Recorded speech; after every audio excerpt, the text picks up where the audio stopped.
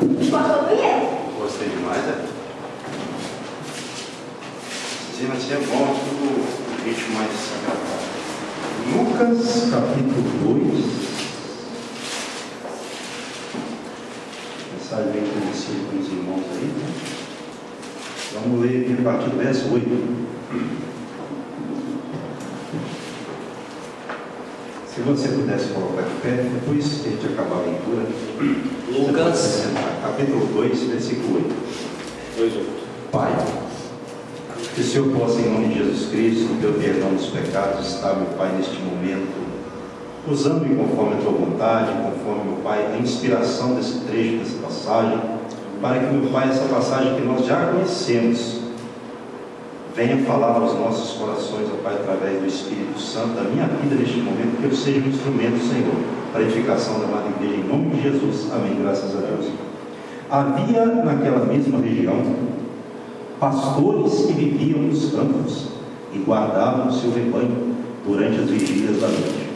E um anjo do Senhor desceu aonde eles estavam, e a glória do Senhor brilhou ao redor deles, e ficaram tomados de grande temor. O anjo, porém, lhes disse: não temais, eis aqui vos trago boa nova, de grande alegria, que os será para todo o povo.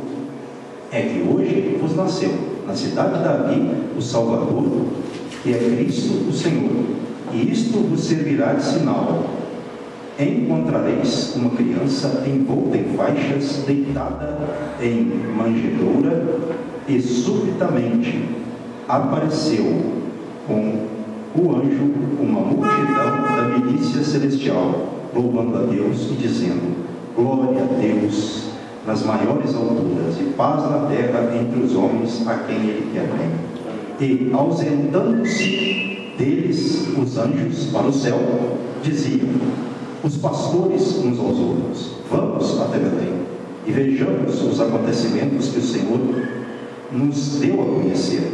Foram apressadamente e acharam Maria e José e a criança deitada na manjedoura.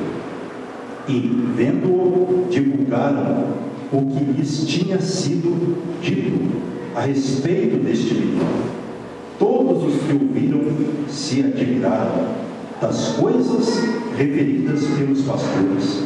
Maria, porém, guardava todas estas palavras, meditando-as no coração. Voltaram, então, os pastores, glorificando e louvando a Deus por tudo o que tinham ouvido e visto, como lhes fora anunciado. Amém. Podemos assim, bem. Então, nós observamos aqui que esse anúncio da vida de Jesus ao mundo foi dado pelo anjo do Senhor aos pastores, pessoas simples, não é? Interessante isso. Tantos homens conhecedores da palavra, mestres, doutores, não é? Escribas, e a revelação foi dada aos pastores que estavam guardando o rebanho, como diz aqui, né? O rebanho durante as vigílias da noite. Aí o anjo do Senhor desceu aonde eles estavam, e a glória do Senhor brilhou ao redor deles, e ficaram tomados de grande temor, de grande medo. Imagina bem, igreja,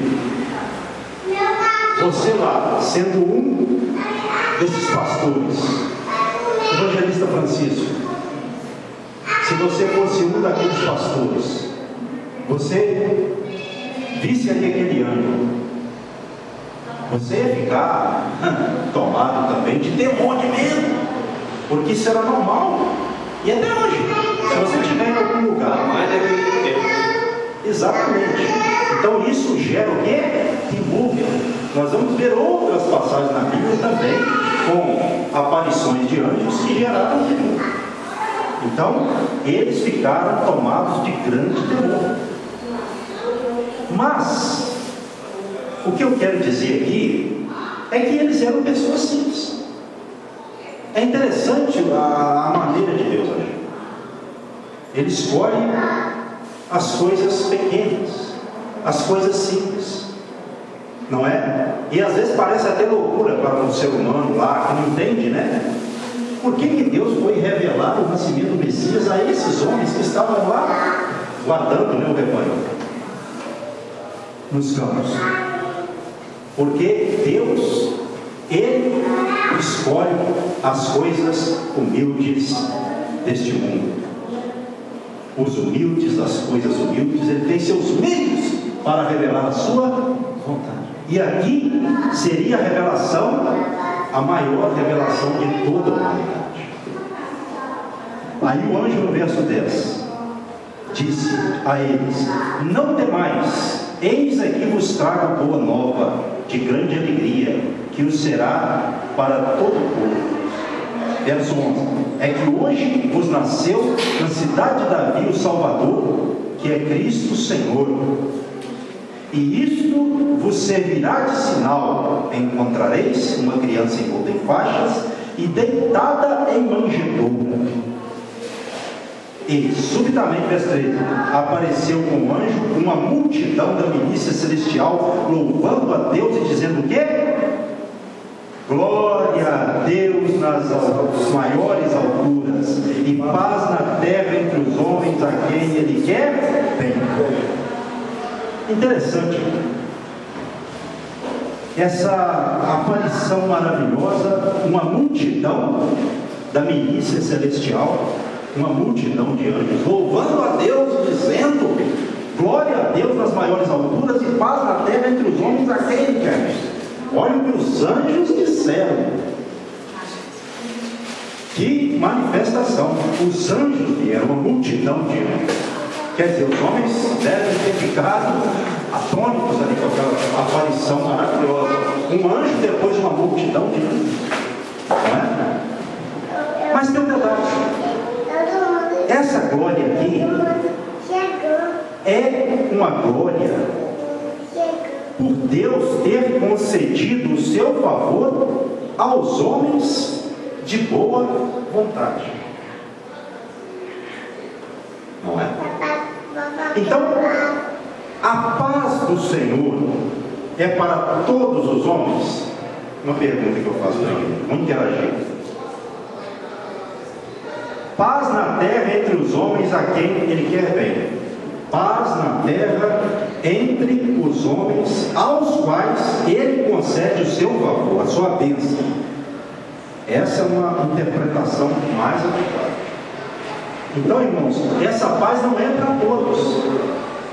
Aqui, lendo a primeira impressão que dá, é para todos às vezes. A pessoa lê, né? Até de forma assim, sem atenção, e pensa que é essa paz para todos os homens, mas não. Na minha está mais claro ainda. Glória a Deus. Glória a Deus. Nos mais altos céus, paz na terra, as pessoas que recebem a sua graça. Que recebem a sua graça. Isso é para todas as pessoas? Só que recebem. É um fato interessante, né? Sim, uma concordância. Então a paz é para os que recebem a sua graça. Que coisa maravilhosa. Então quem não recebe a graça de Deus vai ter essa paz? Não. É lógico que Deus, Ele veio na pessoa do Filho para dar essa paz a todos, mas nem todos querem. Para a pessoa ter, ela tem que receber. Para ter, tem que receber. Por isso que a gente prega o quê? Receba Jesus como seu Senhor e Salvador. Tem que receber. Se a pessoa não receber, não, irmãos, não vai ter. Não adianta a gente querer ir por uma outra via. Tem pessoa que lê a Bíblia de uma forma universalista, não é? Trechos como esse não são. Isso aqui é para o povo separado de Deus. É para quem recebe. É para quem recebe. Por isso, eu quero trabalhar com um pouquinho a mensagem aqui agora, ela começa a ganhar alguns textos. Que a igreja tem que se preocupar em pregar o Evangelho do Reino e persuadir as pessoas, convencendo elas, por meio da ação do Espírito Santo, né? Levando elas a aceitar Jesus. Porque aceitar Jesus não é aceitar qualquer coisa, não. Aceitar Jesus é receber essa paz aqui. E essa paz aqui, ela significa o que também? Quem poderia me falar? Essa paz é uma paz que ela só se dá quando a gente... Bem-estar, prosperidade, segurança, integridade, plenitude. Está dentro do contexto do irmão? Só que a pessoa fala prosperidade, mas essa não é a prosperidade segundo o mundo, não. Porque bem-estar segundo o mundo é o bem-estar que Deus dá? Não. A segurança segundo o mundo é a segurança que Deus dá? Não. A paz que Deus dá é segundo a paz do mundo? Não. Jesus falou que a paz que Ele dá não é como o mundo dá. É diferente. Então essa segurança, essa plenitude, essa paz também significa plenitude, só está em Cristo Jesus. E Ele veio na plenitude dos tempos.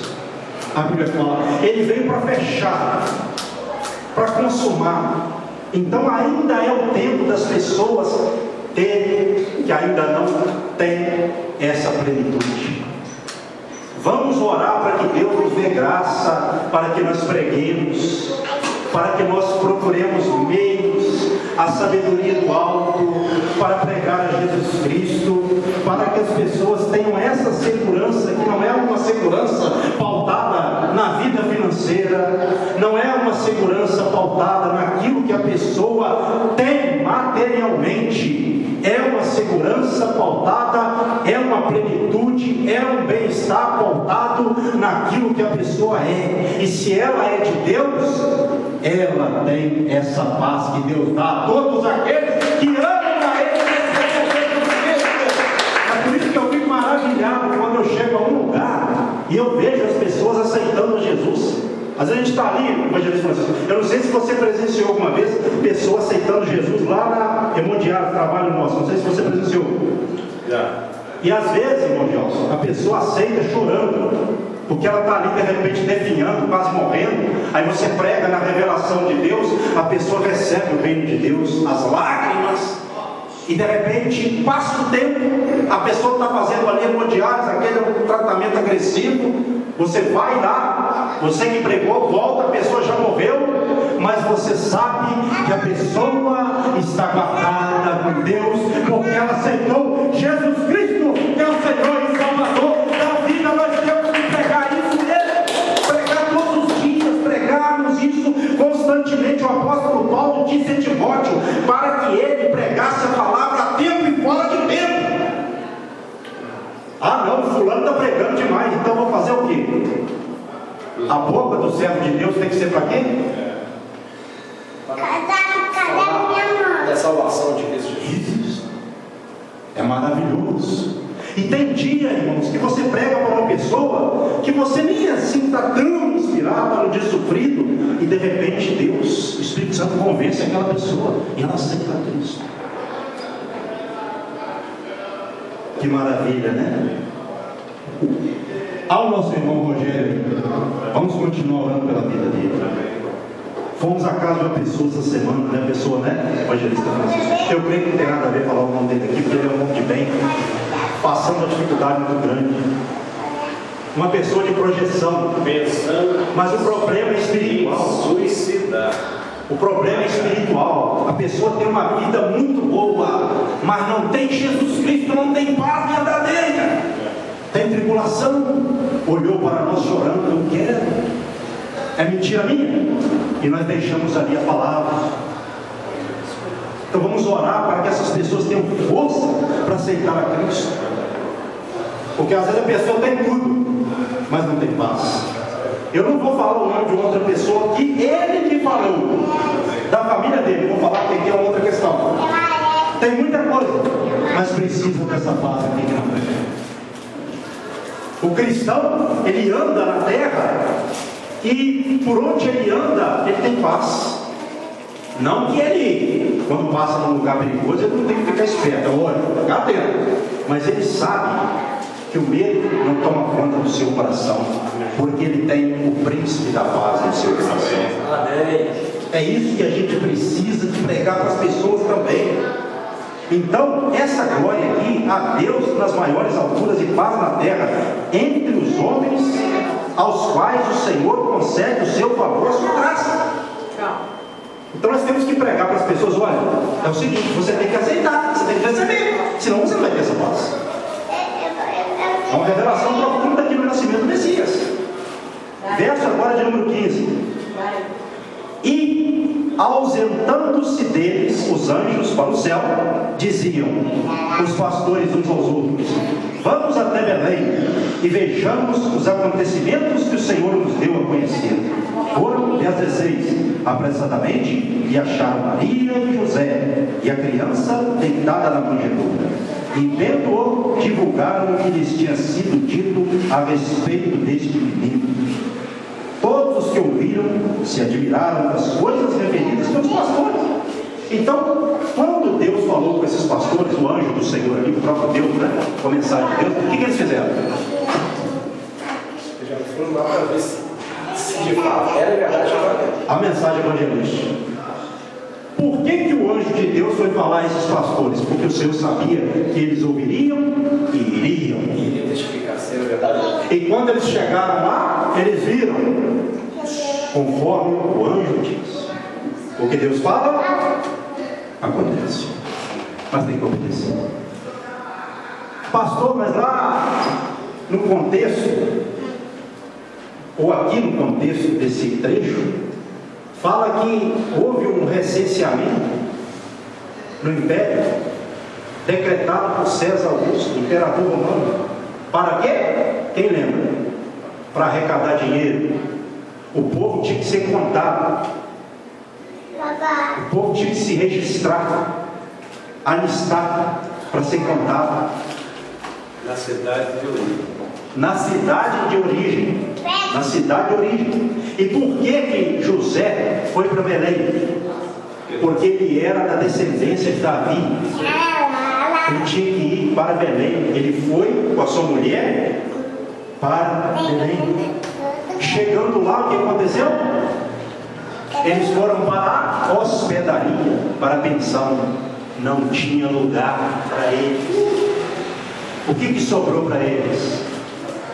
O lugar, possivelmente, onde ficavam ali, irmãos, os animais. Um estábulo. Um estábulo, que é um local, né, que fica gado, cavalos, né? Alguns dizem, a palavra grega dá até esse entendimento de estábulo também. Mas enfim, eles foram para o local onde havia ali o quê? Uma manjedoura. O que é manjedoura? Trazendo para nós aqui no Brasil. Vocês já ouviram falar sobre isso? Poxa, lugar da comida a animais. Ali foi o bercinho do menino. Olha só o nascimento do Messias. Simplicidade. A simplicidade. E nem por isso ele deixou de ser rei. Não é? A Bíblia fala que lá no texto de Mateus, se você for ver, lá fala também está registrado lá no nascimento de Jesus. Você vê que Herodes, quando ficou sabendo que o menino nasceria, que o menino havia nascido, ele ficou preocupado. Por quê, pastor? Quem sabe? Vocês lembram, talvez. Mandou matar o primogênito todo. Mas por que ele ficou preocupado também? Além disso que o evangelista está falando aí? Então, porque as pessoas vinham falando que viria o Messias, o rei, e ele achou que ele ia tomar. Então quer dizer, esse Herodes era conhecido como rei dos judeus. Ele era o rei da Judéia. Então quando ele ficou sabendo que o menino nasceu, ele ficou preocupado. Por quê? Porque dizia-se que o menino era rei. E não apenas se dizia, ele era o rei dos judeus. Ficou preocupado. Falou com os magos assim, quando vocês encontrarem o menino, vem cá e me avisa. Que eu também quero adorar. Que eu também quero adorar. Exatamente. Mas a intenção dele era adorar ou era matar? Mas aí o que aconteceu? Deus abriu divinamente, por sonhos, avisou os magos. Lá não eram pastores, né? Não sei se eu falei pastores aqui, mas lá eram magos. Aí os magos, avisados pelo Senhor, Vamos voltar para falar com Herodes, o que eles fizeram? Pegaram, foi outro caminho. Mudaram a trajetória. Voltaram para a terra deles por outro caminho. O plano de Herodes foi por água abaixo.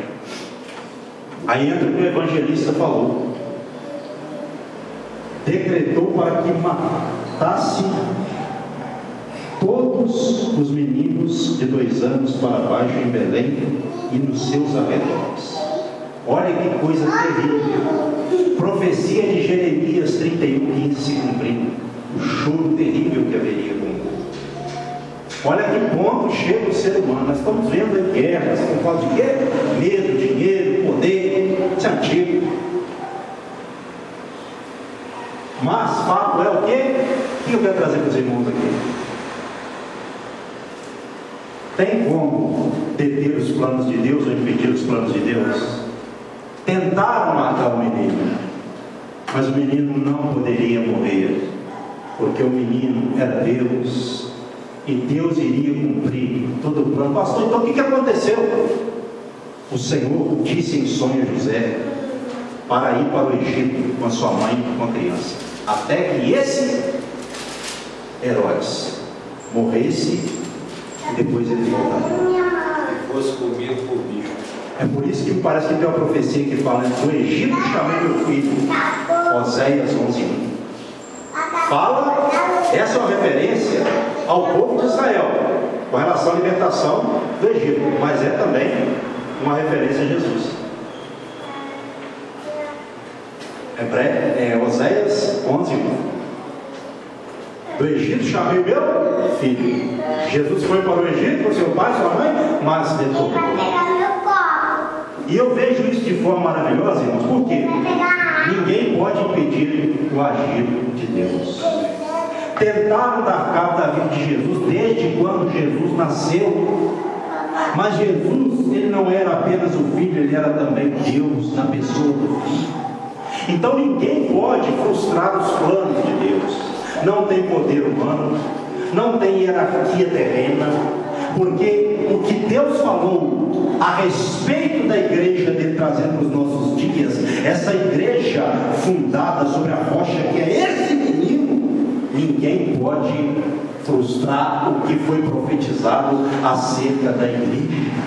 E essa igreja, ela pertence a quem? Ao menino que nasceu, viveu pela igreja também, pela igreja morreu, e ele disse, ele foi e voltará. Amém. Para buscar a sua igreja. Quem está na igreja está em Jesus Cristo. Quem está na igreja está protegido por Jesus. Quem está na igreja está no rebanho do Pai. Quem está aqui pertence a Ele de coração e de verdade, pertence a Ele. O diabo não vai tocar, porque Ele mesmo dá conta de proteger. A Bíblia fala que o Senhor Jesus nos protege, de modo que o maligno não pode nos tocar. A carta de João é dele, a pessoa que está na igreja. Essa é a questão.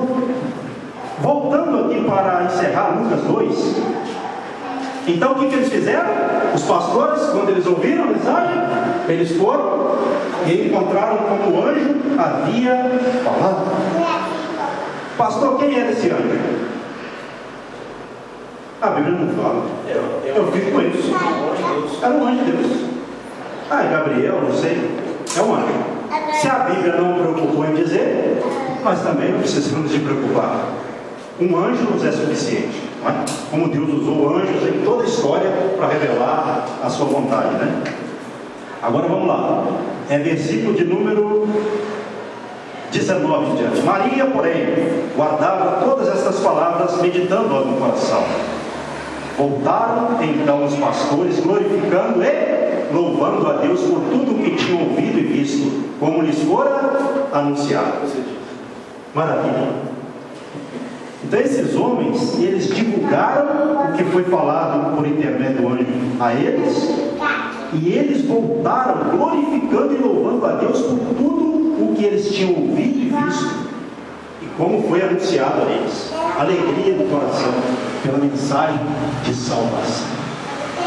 Outra coisa, as pessoas da época de Jesus, uma das coisas que existia na época de Cristo, uma das coisas que existiam na época de Cristo, era a Pax Romana. O que é isso, pastor? A paz romana. Mas essa paz era uma paz? Uma paz governamental. As pessoas esperavam o quê? Uma cura física.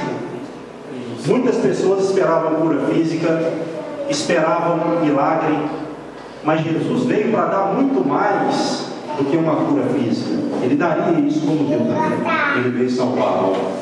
Quando ele fala assim, não temais, ó pequeno rebanho, porque a vosso Pai agradou-vos em dar o reino.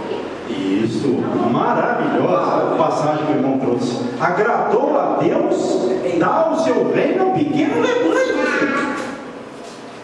Não tem mais, ó pequeno rebanho. Nós somos os pequeninos do Senhor, mas pequeninos que um dia estarão com Ele no reino eterno e glorioso para todos.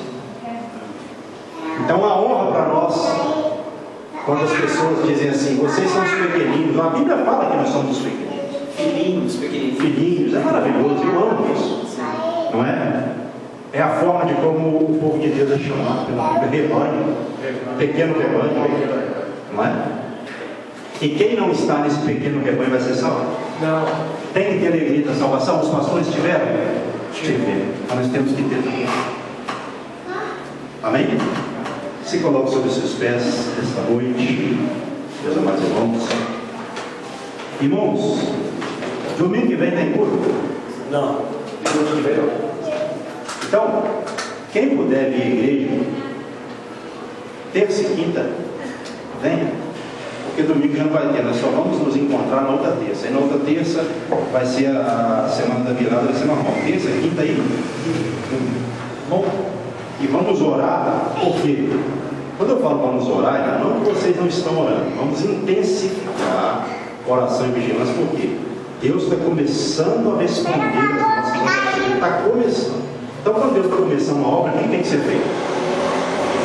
Posicionamento, atenção, porque o diabo também vem arrebatar. Exatamente, ele atacar, ele vem tentar frustrar. Ele tem que vigiar com isso aí, tá bom? Vamos ter esse cuidado aí em nome de Jesus Cristo. Faça assim com suas mãos em forma de concha.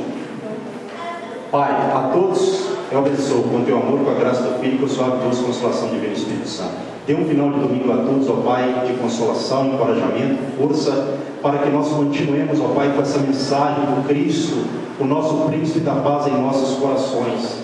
Esse, meu Pai, que o profeta Isaías disse e o chamou de Emanuel, que significa Deus conosco, o nome profético de Jesus. Ó Pai, ele está em nossos corações da pessoa do Espírito, como o Senhor também. Que nós fiquemos, ó Pai, nutrindo, alimentando a pessoa do Espírito Santo em nossos corações, que é o Senhor e o Filho em nós. Assim eu oro e os abençoo com a graça do Senhor, do Filho e a suave e doce consolação do Divino Espírito Santo. Eu oro e os abençoo em nome de Jesus, com a bênção do Senhor. Amém. Amém. As palmas, glória a Deus. Aleluia. Vamos agora, com a paz do Senhor para o irmão que está do seu lado, para que nós terminemos o culto.